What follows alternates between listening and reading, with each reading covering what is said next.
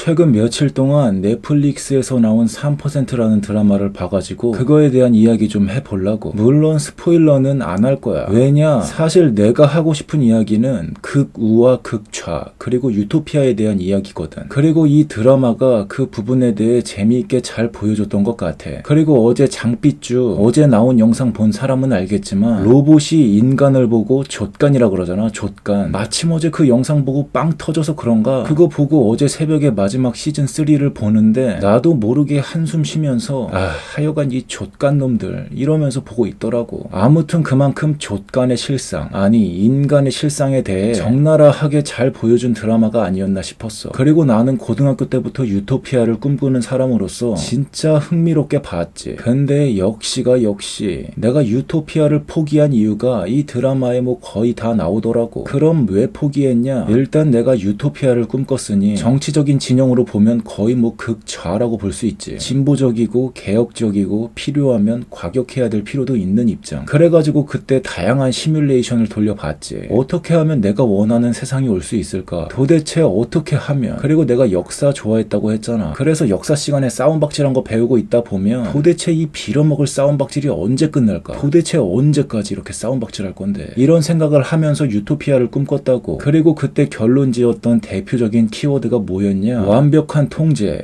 그리고 그 안에서 펼쳐지는 완벽한 자유. 뭔가 대립되는 개념인데 이 부분에 대한 이야기는 나중에 하기로 하고. 근데 만약 내가 원하는 그런 세상이 왔다 치자고. 한번 가정을 해보자 이거지. 그러다가 문득 이런 생각이 들더라고. 만약에 진짜 그런 세상이 오면 나는 그때도 극좌라는 포지션에 있는 걸까? 내가 원하는 세상이 왔으면 진보적일 필요가 없는 거거든. 그래서 한번 진지하게 상상을 해봤다고. 근데 당연하게도 완전 반대인 극우라는 포지션으로 자연스럽게 이동하더라고.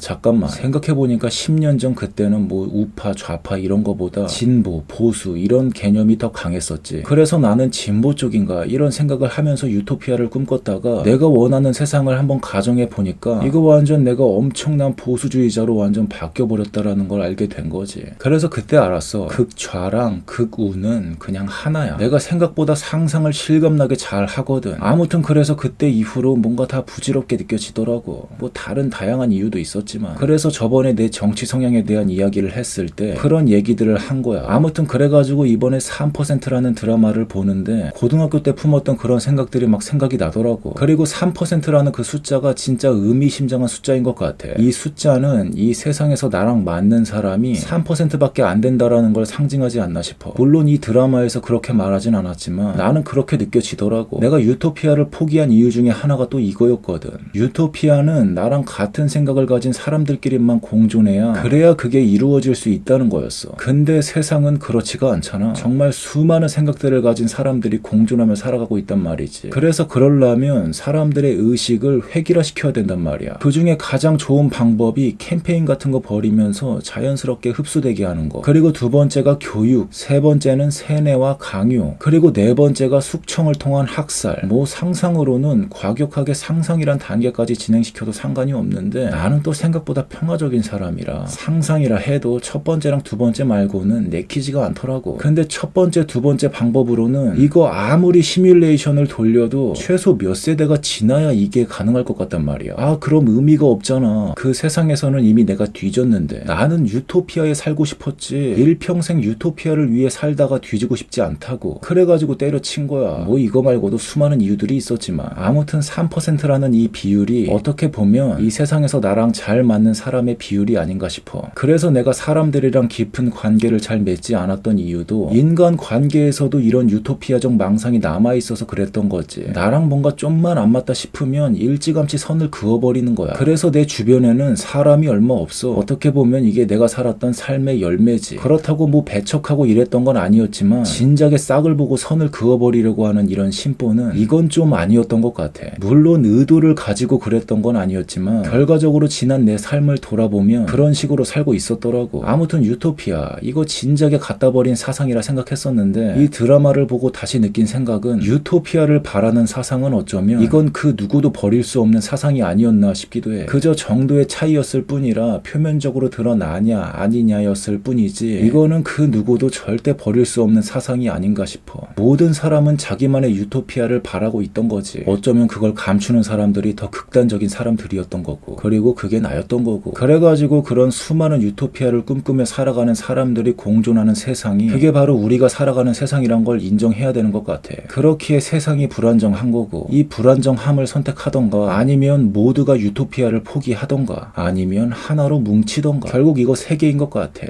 3개 3%.